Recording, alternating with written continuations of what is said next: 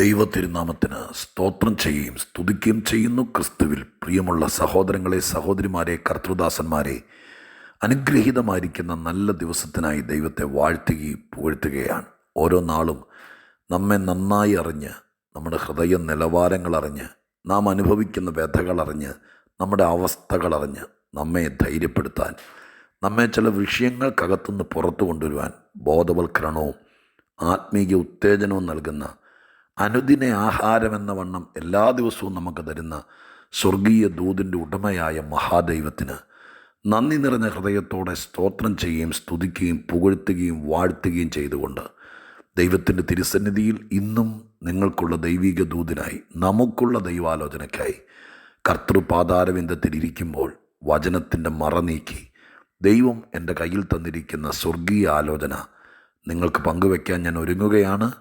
കർത്തൃസന്നിധിയിൽ കാത്തിരിക്കുന്ന എല്ലാ പ്രിയപ്പെട്ടവരെയും സ്നേഹാഭിവാദനങ്ങൾ അറിയിക്കുന്ന കൂടെ നിങ്ങൾക്ക് ദൈവിക നന്മകളുടെ കലവറ തുറന്നിട്ട് നിങ്ങളെ ധന്യരാക്കട്ടെ എന്ന് പ്രാർത്ഥിക്കുകയും ചെയ്യുന്നു. പ്രതീക്ഷയോടെ ദൈവത്തെ ഒരിക്കൽ കൂടി ഹൃദയത്തിൽ ധ്യാനിച്ചുകൊണ്ടും മഹത്വപ്പെടുത്തിക്കൊണ്ടും ഇന്ന് ആലോചനയ്ക്കായി ദൈവം തന്നിരിക്കുന്ന ദൈവത്തിൻ്റെ വചനം 44 സങ്കീർത്തനത്തിൽ നിന്നാണ്. സങ്കീർത്തനങ്ങൾ 44 22 വാക്യം ഞാൻ നിങ്ങളെ വായിച്ച് കേൾപ്പിക്കുന്നു. സങ്കീർത്തനങ്ങൾ 44 22 വാക്യം.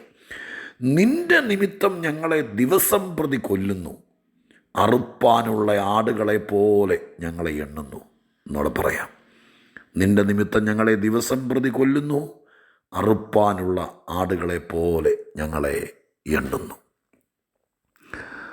തിരുവെഴുത്തിനകത്ത് പറയപ്പെട്ടിരിക്കുന്ന ഈ വേദഭാഗം ഒരു കൂട്ടം ആളുകൾ, കഷ്ടം സഹിക്കുന്നവർ, ദൈവവുമായിട്ട് ബന്ധമുള്ളവർ, ദൈവത്തോട് പ്രാർത്ഥിക്കാൻ അവകാശമുള്ളവർ, ഏത് വേദന വന്നാലും അത് ദൈവത്തോട് തുറന്നു പറയാൻ ബന്ധം, അടുപ്പം, സ്നേഹം ഉള്ള ആളുകൾ. അയ്യോ, സങ്കീർത്തനങ്ങൾ വായിക്കുമ്പോൾ ഞാൻ അങ്ങനെ കണ്ടിട്ടുണ്ട്. കൊച്ചു കാര്യം പോലും ദൈവത്തോട് പറയാൻ, വീട്ടിൽ പറയുന്നത് പോലെ ദൈവത്തോട് പറയാൻ, അതിന് അവകാശമുള്ള ആളുകൾ ഈ ഭൂമിയിലുണ്ടെന്ന് സങ്കീർത്തനത്തിലൂടെ മാത്രം ഞാൻ മനസ്സിലാക്കിയിട്ടുണ്ട്. നമ്മുടെ അവസ്ഥ, നമുക്കെതിരെയുള്ള പ്രശ്നം, നമ്മുടെ ആളുകൾ എങ്ങനെ കാണുന്നു, നമ്മുടെ വീട്ടിൽ നമ്മൾ അനുഭവിക്കുന്ന വ്യഥകൾ എന്നിത്യാദി കൊച്ചു കാര്യവും വലിയ കാര്യവും മുഴുവൻ ദൈവത്തിൻ്റെ തിരുസന്നിധി ചെന്ന് പറയാൻ അത്രയ്ക്ക് പിതൃപുത്ര ബന്ധം, കുടുംബ ബന്ധം കിട്ടിയിരിക്കുന്ന ആളുകൾ ഈ പറയുന്ന കാര്യം ഒന്ന് ശ്രദ്ധിച്ചോളണം കേട്ടോ. ഇടനിലക്കാരില്ലാതെ, വേറൊരാളെ കൊണ്ട് പറയിപ്പിക്കാതെ, കൊച്ചൊരു വിഷമം പോലും സർവശക്തനായ ദൈവത്തോട്, ഈ പ്രപഞ്ചത്തെ വാക്കുകൊണ്ട് താങ്ങി നിർത്തിയിരിക്കുന്ന സൃഷ്ടാവാം ദൈവത്തോട് എൻ്റെ ഒരു കൊച്ചു വിഷയം, ഇതൊക്കെ പറയേണ്ട കാര്യമുണ്ടോ എന്ന് ചിലപ്പോൾ നമ്മുടെ മനസ്സ് തോന്നിപ്പിക്കും. പക്ഷെ ദൈവത്തെക്കുറിച്ചുള്ള ചിന്തയിൽ നമ്മുടെ കൊച്ചു കാര്യം മുതൽ ഏറ്റവും വലിയ കാര്യം വരെയും പറയാൻ നമുക്ക് ദൈവസന്നിധിയിൽ അവകാശമുണ്ട്. ഇവിടെ ഒരു കൂട്ടം ആളുകൾ ദൈവത്തോട് പറയുകയാണ്, മറ്റുള്ളവർ ഞങ്ങളെ എങ്ങനെയാണ് കാണുന്നത്. ഇതൊരു വലിയ വിഷയമാണ് കേട്ടോ. ഇന്ന് നമ്മൾ കൈകാര്യം ചെയ്യുന്നത്, ചർച്ച ചെയ്യുന്നത്, ചിന്തിക്കുന്നത്, ധ്യാനിക്കുന്നത് ഈ വിഷയത്തെയാണ്. ഏത് വിഷയത്തെ? മറ്റുള്ള ആളുകൾ നമ്മളെ എങ്ങനെ കാണുന്നു. അതൊരു വലിയ വിഷയമാണ്. നമ്മളൊരു ഓഫീസിൽ ജോലി ചെയ്യുമ്പോൾ എല്ലാവരും നമ്മളെ ശത്രുവിനെ പോലെ കാണുക, എല്ലാവരും നമ്മളെ ഒരു വക തരം താഴ്ത്തി കാണുക. സ്കൂളിൽ പഠിക്കുന്ന കാലത്ത് കുഞ്ഞുങ്ങളുടെയൊക്കെ ചിലരുടെ വലിയൊരു കോംപ്ലക്സാണ്, പ്രശ്നമാണ്. ചിലതൊക്കെ തോന്നലായിരിക്കും, ചിലതൊക്കെ ശരിയായിരിക്കും. സ്കൂൾ കോളേജ് ലെവലുകളിലെല്ലാം ടീച്ചേഴ്സ് അടക്കം, കൂടെ പഠിക്കുന്നവരടക്കം നമ്മളെ ഒരു അന്യഗ്രഹ ജീവിയെ പോലെ കാണുക, ഒറ്റപ്പെടുത്തുക, നമ്മളെക്കുറിച്ച് എന്തൊക്കെയോ അടക്കി പറയുകയെന്ന് നമുക്ക് തോന്നുവാണോ ശരിയാണോ? വീട്ടിലുള്ളവർ 5 പേരോ 8 പേരോ വീട്ടിലുണ്ടെങ്കിൽ മറ്റുള്ളവരെല്ലാം നമ്മെ, ചിലപ്പോൾ വിവാഹം ചെയ്തുകൊണ്ട് വന്ന കൊച്ചിനെ, അല്ലെങ്കിൽ വീട്ടിലെ അമ്മയായിരിക്കുന്ന ആളെ, ഭാര്യയായിരിക്കുന്ന ആളെ, ആരും ആകട്ടെ, ജോലിക്ക് വന്നിരിക്കുന്നൊരു ജോലിക്കാരിയെ ചുമ്മാ ഞാനൊരു വാക്ക് പറയാം കേട്ടോ, മൃഗത്തെ പോലെ കാണുക, ചുമ്മാ യന്ത്രത്തെ പോലെ കാണുക. ഇതിന് ഉറങ്ങണമെന്നോ, ഇതിന് ശരീരം ഉണ്ടെന്നോ, ഇതിനൊരു മനസ്സുണ്ടെന്നോ, ദൂരത്തെവിടെയോ ജീവിക്കാൻ കഷ്ടപ്പെടുന്ന ഈ ഒരു സ്ത്രീ ജോലി ചെയ്യുന്നത് കൊണ്ട്, അല്ലെങ്കിൽ ഈ ഒരു മനുഷ്യൻ ജോലി ചെയ്യുന്നതുകൊണ്ട് പ്രതീക്ഷിച്ചിരിക്കുന്ന 3-4 വയറുകൾ ദൂരത്തുണ്ട്, 2 കുഞ്ഞുങ്ങൾ പഠിക്കുന്നുണ്ട്. ഇതൊന്നും ചിന്തിക്കാതെ വെറും എന്താ പറയുക, വിലയില്ലാത്തൊരു സാധനത്തെ കാണുന്നത് പോലെ മറ്റുള്ളവർ കാണുന്നത് സഹിക്കാൻ പറ്റാത്ത കാര്യമാട്ടോ. ഞാൻ എൻ്റെ പ്രിയപ്പെട്ട ഈ വചനം കേൾക്കുന്ന പ്രിയപ്പെട്ടവരോടൊരു കാര്യം പറയാം. ഇതൊക്കെ കേൾക്കുന്നത് നമ്മളിത് അനുഭവിക്കുന്നു എന്ന് പറയാൻ വേണ്ടി മാത്രമല്ല, നമ്മൾ നന്നാവാനും കൂടിയാണ്. ദൈവത്തിൻ്റെ സൃഷ്ടിയായ മനുഷ്യനെ മാന്യമായി കണ്ടില്ലെങ്കിൽ സ്വർഗത്തിൽ നിന്ന് ദൈവം അതിൻ്റെ വേണ്ട രീതി കൈകാര്യം ചെയ്യും. ഏത് പൊന്നു മോനാണെങ്കിലും നമ്മൾ ഓർത്തോളണം, നമ്മുടെ വിഷയം കൈകാര്യം ചെയ്യുന്നതിനേക്കാളുമ്പോൾ നമ്മൾ മറ്റുള്ളവരെ എങ്ങനെ പരിഗണിക്കണം. അതിലുപരി വെറും മനുഷ്യനെ എന്ന് പറയുമ്പോൾ സാധാരണക്കാരനായിരിക്കുന്ന മനുഷ്യനെ അതുപോലെ പരിഗണിക്കണം. കാരണം ദൈവത്തിൻ്റെ സൃഷ്ടിയുടെ മണിമുകുടമാണ്, അവനെ കാണേണ്ട പോലെ കാണണം. ചിലപ്പോൾ അവൻ്റെ ഷെയ്പ്പോ വൈകല്യങ്ങളൊക്കെ കണ്ടേക്കാം, പക്ഷെ അവൻ്റെ അകത്തൊരു ആത്മാവുണ്ട്, ദൈവ സൃഷ്ടിയാണ്. അതിലും വലുതാണ് ക്രിസ്തുവേശുവിൻ്റെ ചോര കൊണ്ട് വീണ്ടെടുക്കപ്പെട്ട ഒരാൾ. ഞാനൊരു പാസ്റ്ററാണ്, ഞാനൊരു രക്ഷിക്കപ്പെട്ട വീണ്ടെടുക്കപ്പെട്ട ഒരാളെ കാണുമ്പോൾ, അവരോട് സംസാരിക്കുമ്പോൾ 90% അതിൽ കൂടുതലും എൻ്റെ ഓർമ്മയിൽ എപ്പോഴും വരും, എൻ്റെ കർത്താവിൻ്റെ പൊന്നു രക്തം കൊണ്ട് വീണ്ടെടുത്ത ഒരാളാണ്. ഞാൻ പ്രസംഗിക്കാൻ നിൽക്കുമ്പോൾ, സഭയ്ക്കകത്ത് നിൽക്കുമ്പോൾ എൻ്റെ മുമ്പിലിരിക്കുന്നവർ വെറും കളിമണ്ണാണെന്നോ വെറും മണ്ണാണെന്നോ മണ്ണാങ്കട്ടയാണെന്നോ നിങ്ങളൊന്നും വിചാരിക്കരുതേ. ഞാനിത് മനസ്സിലാക്കാൻ വേണ്ടി പറയുകയാണേ. ഒരിക്കൽ പോലും കരുതില്ല പുൾപിറ്റിൽ നിന്നുകൊണ്ട് താഴെ ഇറങ്ങിയാലും. കാരണം എന്താ, എൻ്റെ മുമ്പിലിരിക്കുന്നവർ ഗതികെട്ടവരും പിടിവിട്ടവരും ആണെന്നൊന്നുമല്ല. എൻ്റെ കർത്താവിൻ്റെ രക്തം കൊണ്ട് വീണ്ടെടുത്ത് വില കൊടുത്ത് എൻ്റെ മുമ്പിൽ കൊണ്ടുവന്നിരുത്തിയിരിക്കുന്ന ദൈവത്തിൻ്റെ പൊന്നുമക്കളാണ്. അവരെ ആ കണ്ണുകൊണ്ട് കാണുന്നത് കൊണ്ടാണ് ഞാൻ അനുഗ്രഹിക്കപ്പെട്ടിരിക്കുന്നതെന്ന് വിചാരിക്കുന്ന ഒരു മനുഷ്യനാണ് ഞാൻ. അവരെ ചുമ്മാ ചവറായി കാണുക, അടിമകളായി കാണുക, ധാർഷ്ട്യത്തോടെ അവരോട് സംസാരിക്കുക. ആത്മീക മുതലാളിമാരുണ്ട്, അങ്ങനെ തന്നെ പറഞ്ഞെങ്കിലേ ശരിയാവത്തുള്ളൂ.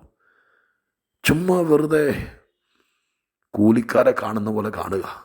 തെറ്റാണെന്ന് തന്നെയല്ല, തലമുറയ്ക്ക് പോലും ശാപമാണ്. അപ്പോൾ കാണേണ്ട പോലെ കാണുക എന്ന് പറയുന്നത് വലിയൊരു കാര്യമാണ്. ഇവിടെ ഒരു കൂട്ടം ആളുകൾ ദൈവത്തോട് ചെന്ന് പരാതി പറയുക. എന്നാ അവരുടെ പരാതി എന്ന് കേട്ടോ, എല്ലാവരും ഞങ്ങളെ അറുക്കാനുള്ള ആടുകളെ പോലെ എണ്ണുന്നു എന്നാ മലയാളത്തിൽ. മറ്റു ചില ട്രാൻസ്ലേഷനുകൾ നോക്കിക്കഴിഞ്ഞാൽ we are treated like sheep എന്ന് പറഞ്ഞാൽ ഞങ്ങളെ പലരും ട്രീറ്റ് ചെയ്യുന്നത് കൊല്ലാനിരിക്കുന്ന ആടുകളെ പോലെയാണ്. ഞങ്ങളെ പലരെയും പരിഗണിക്കുന്നത് അറുക്കാൻ അറവുശാലയിലേക്ക് നാളെ ഞായറാഴ്ച കൊണ്ടുപോയി ആർക്കോ ഊണിന് വേണ്ടി മേശപ്പുറത്ത് വിളമ്പാൻ വേണ്ടി വെട്ടാൻ വേണ്ടി നിർത്തിയിരിക്കുന്ന ആടിനെ പോലെയാണ് എൻ്റെ വീട്ടിൽ പലരും കാണുന്നത്. ഞാൻ ജോലിക്കാരിയാണ്, ഒരു കുടുംബത്തിൽ പോയി വേല ചെയ്യുന്നുണ്ട്, കുഞ്ഞുങ്ങളെ വളർത്തുക. പക്ഷെ അവരെന്നെ കാണുന്നത് മനുഷ്യനായിട്ടല്ല, അറക്കാൻ കൊണ്ടുപോകുന്ന ആടുകളെ പോലെ. നിങ്ങൾ കണ്ണ് തുറന്നും ചെവി തുറന്നും കേട്ട് ചിന്തിച്ചേ, മനസ്സ് തുറന്ന് ചിന്തിച്ചേ. പരിഗണന എന്ന് പറയുന്നത് വലിയ കാര്യമാണ്. ഇന്ന് ഞാൻ 2 കാര്യങ്ങളാണ് ഉദ്ദേശിക്കുന്നത് പരിശുദ്ധാത്മാവിൽ. ഒന്ന്, അവഗണിക്കപ്പെടുന്ന സ്വന്തം വീട്ടിൽ, സ്വന്തം സ്ഥാപനത്തിൽ, പഠിക്കാൻ പോകുന്ന സ്ഥലത്ത്, ഭർതൃഗ്രഹത്തിലൊക്കെ ഇതുപോലെ നിന്നെ കൊല്ലാൻ വേണ്ടി വെച്ചിരിക്കുന്നതല്ലേ, നിന്നെ അറക്കാൻ വേണ്ടി, നിന്നെ വളർത്താൻ വേണ്ടിയിട്ടുള്ളതല്ലല്ലോ. അതുകൊണ്ട് നിന്നെ എന്ത് ചെയ്താലും ആരും ചോദിക്കാനില്ല. നിന്നെ കാർക്കിച്ച് തുപ്പിയാലും നിന്നെ മൂലയിലിട്ട് ചവിട്ടിയാലും ആരും ചോദിക്കാനില്ല. ഇന്നലെയൊക്കെ എനിക്ക് തോന്നുന്നു ഈ യൂട്യൂബിലൊക്കെ വൈറലായി ഒരമ്മയെ, മോളാണോ മരുമോളാണോ ആരോ എന്തോ രീതിയിലാണ് കാണുന്നത്. എൻ്റെ പൊന്നു ദൈവമക്കളെ, പ്രായമുള്ള ഒരമ്മ, അവരാരും ആകട്ടെ, കരഞ്ഞുപോയി.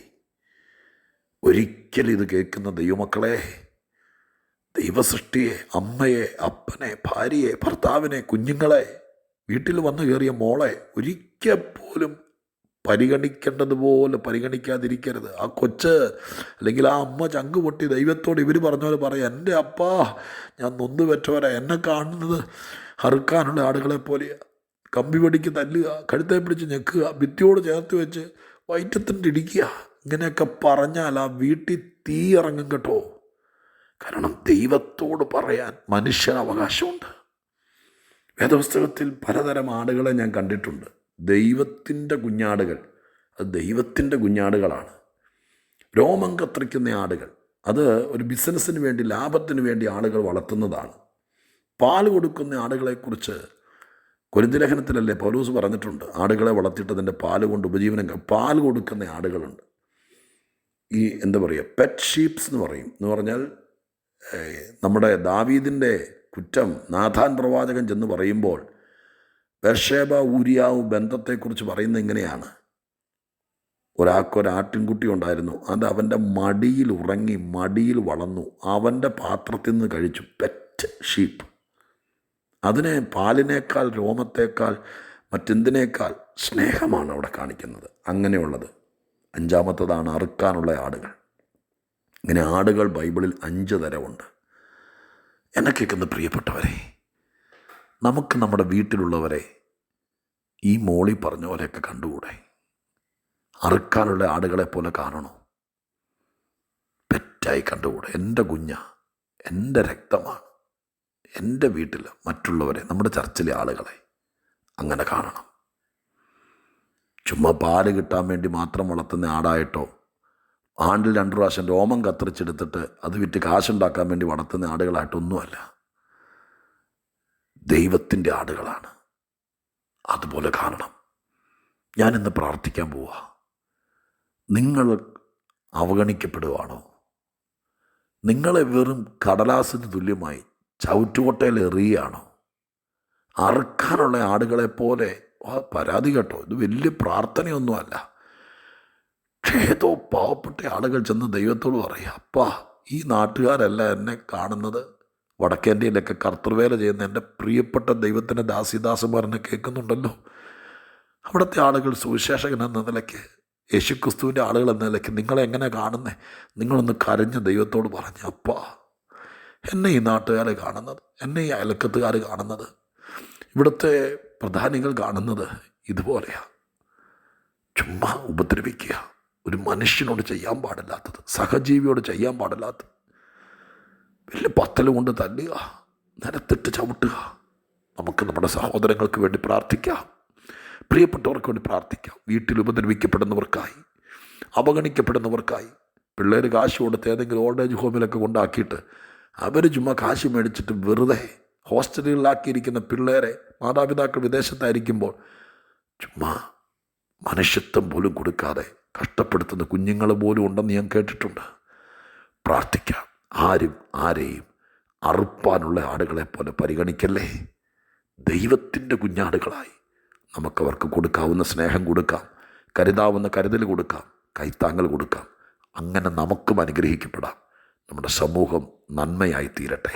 നിങ്ങൾ ആരെങ്കിലും അറുപ്പാനുള്ള ആടുകളെ പോലെ എണ്ണുവാണോ? നിങ്ങൾ കർത്താവിനോട് പറയാട്ടോ. ആരോടും പരാതി പറയരുത്. പോലീസ് സ്റ്റേഷനിലും കോടതിയിലൊന്നും പോകരുത്. നിങ്ങളുടെ ഈ വാക്ക് പരിഗണിക്ക്, ഈ പ്രാർത്ഥന പ്രാർത്ഥിക്ക്. എന്നെ അറുപ്പാനുള്ള ആടിനെ പോലെ കാണുക, ഞാൻ എന്താ ചെയ്യേണ്ടതെന്ന് ചോദിക്കുക. സ്വർഗീയ കോടതി ഇടപെടും. പ്രാർത്ഥിക്കട്ടെ. പരിശുദ്ധ ദൈവമേ, ഞങ്ങളുടെ സ്വർഗീയ പിതാവേ, ഈ വാക്കുകൾ നിറഞ്ഞ കണ്ണുകളോടെ ഞാൻ പറയുന്നത്. എൻ്റെ സ്വർഗത്തിലെ അപ്പൻ്റെ ചോര കൊണ്ട്, പുത്രൻ്റെ ചോര കൊണ്ട് വീണ്ടെടുത്ത് തിരുസഭയ്ക്കകത്താക്കിയിരിക്കുന്നവർക്ക് വേണ്ടി ആദ്യം പ്രാർത്ഥിക്കും. അവർക്ക് കിട്ടേണ്ട പരിഗണനകൾ കിട്ടട്ടെ. കർത്തൃവേലക്കാരായി ഞങ്ങളുടെ ദേശം വിട്ട് വടക്കേന്ത്യയിലും ഇന്ത്യയുടെ പല സംസ്ഥാനങ്ങളിലും വീട് വിട്ട് നാട് വിട്ട് ലോകത്തിൻ്റെ പല ഭാഗത്തുമായിരിക്കുന്ന എൻ്റെ പ്രിയപ്പെട്ടവരെ, സമൂഹം അറുക്കാനുള്ള ആടുകളെ പോലെ എന്ത് ചെയ്താലും ചോദിക്കാനാണില്ലെന്ന് പറഞ്ഞ് മൃഗത്തോട് ചെയ്യുന്നത് പോലെ ചെയ്യുന്നത് കർത്താവ് കാണുന്നല്ലോ. കരഞ്ഞുകൊണ്ട് പ്രാർത്ഥിക്കുന്നു, അപ്പാ പരിഗണന കിട്ടട്ടെ. വീടുകളിൽ തള്ളപ്പെട്ടവർ, ഓഫീസുകളിൽ എവിടെയൊക്കെയോ അവഗണിക്കപ്പെടുന്നവർ, അറുപ്പാനുള്ള ആടുകളെ പോലെ കാണുന്നവർ, അവർക്കായി പ്രാർത്ഥിക്കുന്നു. ദൈവം ഇന്നാരെങ്കിലും ഇത് കേട്ട് കണ്ണ് നിറഞ്ഞ ദൈവത്തോട് ഈ വക കാര്യങ്ങൾ പറയുന്നെങ്കിൽ അവരുടെ വിഷയത്തിൽ നിന്ന് ഇടപെട്ടേക്കണേ. പ്രാർത്ഥന കേട്ടതിന് നന്ദി. യേശുവിൻ്റെ നാമത്തിൽ തന്നെ. ആമേൻ.